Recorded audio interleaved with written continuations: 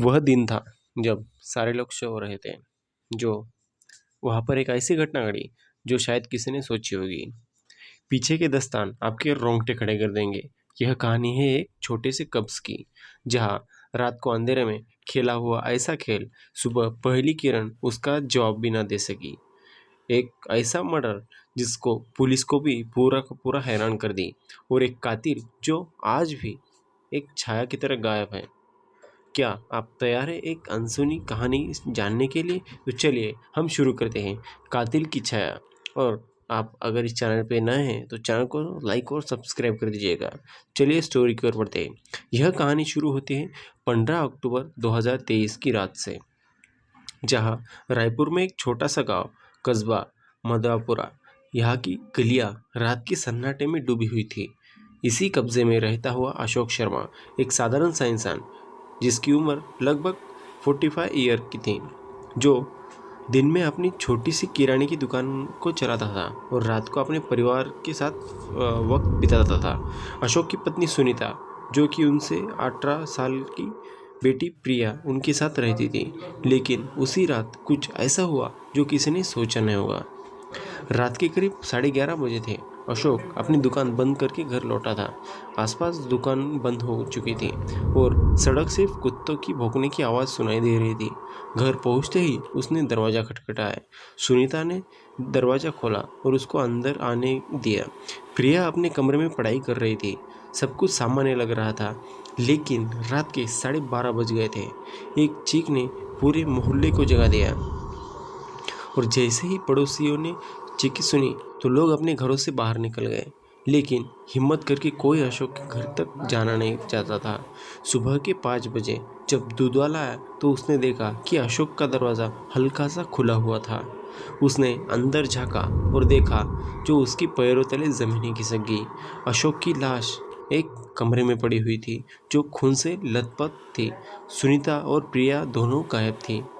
जब पुलिस को बुलाया गया तब इंस्पेक्टर रमेश चौधरी मामले की तफ्तीश करते हुए पहली नज़र में ही एक साधारण सा डकैती का केस लग रहा था। लेकिन जब पुलिस ने घर की तलाशी ली तब उन्हें कुछ चोरी भी नहीं हुआ ऐसा मिला।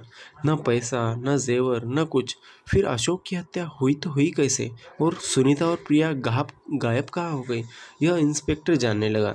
इंस्पेक्टर रमेश चौधरी ने तफ्तीश शुरू की और अशोक के शरीर पे चाकू के 7 घाव थे। हर घाव इतना गहरा था कि साफ भी नहीं था। कातिल का इशारा सिर्फ मारना ही नहीं था, लेकिन सबसे बड़ा सवाल था कि सुनीता और प्रिया दोनों गए तो गए कहाँ।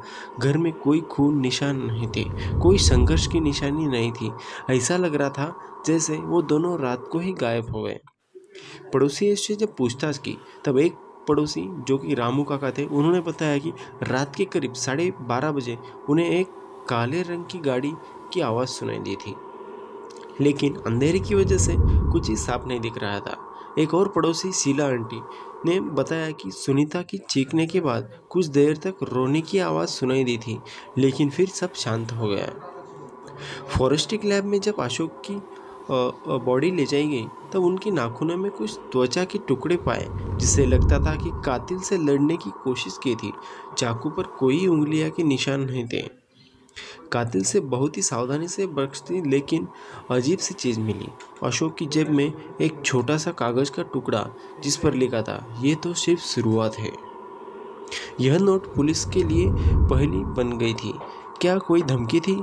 क्या अशोक की बड़े बड़े खतरे का शिकार बन गया था? इंस्पेक्टर रमेश ने अशोक के पिछले दिनों की जांच शुरू की थी।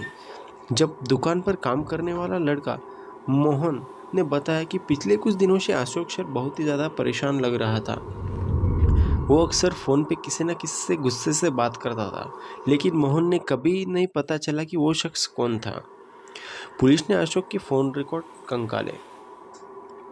एक नंबर बार बार आ रहा था जो अनजान था। जिस उस नंबर पे कॉल किया था तो वो स्विच ऑफ मिल रहा था, लेकिन लोकेशन ट्रेस करने के बाद पता चला कि आखिरकार मधुवरपुर से 20 किलोमीटर दूर से एक सुनसान इलाके से आ रहा था। क्या यही कातिल का सुराग था? पुलिस ने उस लोकेशन पर पहुंची। जहाँ पर एक पुराना टूटा हुआ मकान था। अंदर जाते ही उन्हें कुछ ऐसा मिला जो मामले में उलझाया हुआ था। एक कमरे में सुनीता की साड़ी का एक टुकड़ा मिला था। खून से सनसना हुआ सुनीता का कोई भी निशान नहीं था। प्रिया का बैग वहीं पर ही मिला, जिसमें उसकी किताबें और एक डायरी थी।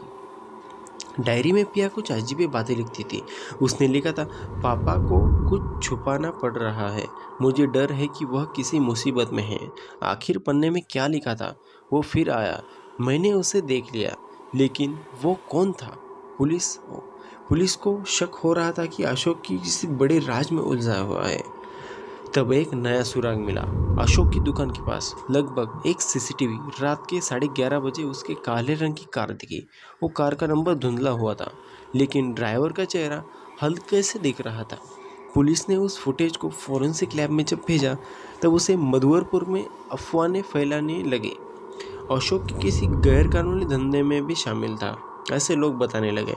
पुलिस ने अशोक की बैंक खाते में जांच की, तो पिछले साल 6 महीनों से उसे खाते में 1 लाख रुपए आए थे, जो उसकी छोटी दुकान की कमाई से कई ज़्यादा थे। और फाइनली जब ये बात बहुत ज़्यादा गहर रही थी, तो पुलिस ने अशोक के दोस्त, जो कि बहुत ही बड़ा पुराना था, विजय मेहता, उससे पूछताछ की। विजय ने बताया कि अशोक ने कुछ महीने पहले उससे 5 लाख रुपए उधार मांगे थे। जब विजय ने वजह पूछी, तो अशोक ने बताया कि उसकी जान खतरे में है, लेकिन उसने यह न बताया कि खतरा किससे था। तभी फॉरेंसिक लैब से एक रिपोर्ट आई। सीसीटीवी में दिखने वाला शख्स कोई और नहीं बल्कि मधुवरपुर का एक जाना माना व्यापारी संजय वर्मा था। संजय की हिरासत में ले लिया गया। पूछताछ में उसने कबूल किया कि वह रात को अशोक के घर के पास था, लेकिन उसने हत्या से इनकार कर दिया। उसने कहा कि अशोक उससे उधार लिए पैसे वापस नहीं कर रहा था, और वो जब उसे धमकाने गया था। लेकिन संजय की कहानी में कोई झोल था। उसके पास उस रात कोई ठोस एबिलिटी नहीं थी, और उससे सबसे बड़ी बात, और उसके गैरेज में वही काली कार मिली जो सीसीटीवी में बताई गई थी।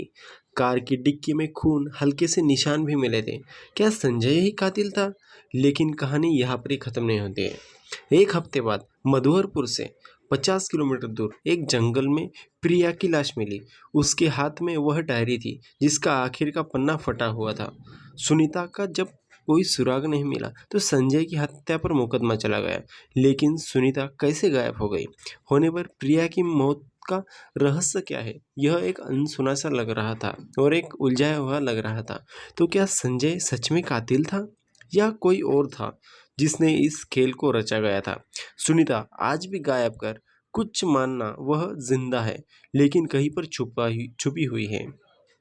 कहते कि है कि कोई कहते हैं कि वह भी मर चुकी है। क्या प्रिया की डायरी में लिखा गया वह कौन था? क्या अशोक ए, प्रिया की डायरी में लिखा गया वह कौन था, और अशोक का कोई पुराना दुश्मन था जिसने पूरे परिवार को निशाना बनाया हुआ था, या फिर यह एक साजिश का हिस्सा था? पुलिस ने केस को बंद कर दिया था, लेकिन मधुवरपुर के लोग आज भी उस राज को याद करते हैं। कातिल की छाया आज भी सबके कब्जे में गालियों गलियों से घूमती थी। दोस्तों, क्या आपको लगता है इस रहस्य का जवाब कोई और हो सकता है? कमेंट में अपनी राय ज़रूर बताइएगा। तो दोस्तों, यह थी कातिल की छाया की कहानी। हर सवाल पर पीछे एक नया सवाल आता है, और जवाब के पीछे एक नया रहस्य आता है। अगर आपको यह कहानी पसंद आई, तो लाइक करें, शेयर करें, और हमारे चैनल को सब्सक्राइब करने को ना भूलिएगा। अगली बार फिर मिलेंगे एक नई कहानी के साथ। जब तक के लिए सुरक्षित रहे, सतर्क रहे, और हमें भूलना मत, सच हमेशा वही होता है जो दिखता है। नमस्कार।